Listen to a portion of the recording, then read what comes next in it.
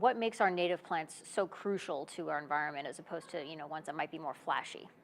Flashy plants are great to look at. Native plants are the plants that support the animals and insects that have been in the local landscape for centuries. And as we can see in this drawing right here, I noticed that a lot of the times the animals and the plants are very interconnected. Yes.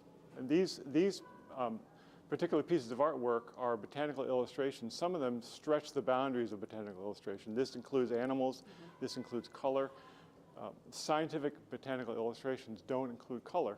Why would people use something like an illustration when we have cameras and photography? Right, when we take a picture of a plant, we're taking a picture of that specific plant. When a botanical illustrator illustrates, they're looking at many, many examples of that plant species and then taking all those characteristics and making a single drawing that encapsulates all the characteristics of that plant species. And they use microscopes, they use magnifying glasses, they take lots of pictures. Pictures are handy for this sort of work, but then they do the illustration by hand. This is an illustrator named Bobby Angel, who's from Vermont. She does work for the New York Botanical Gardens illustrating plant species.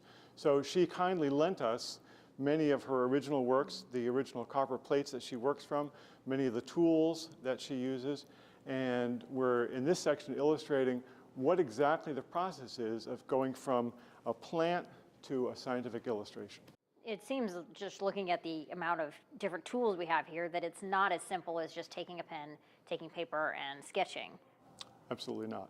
She actually does copper etching, so she's coating a copper plate, scratching off the coating with a stylus, then using that to print from. There are a couple steps in between there, but it's a fairly complicated process. It has a long history in the world of art.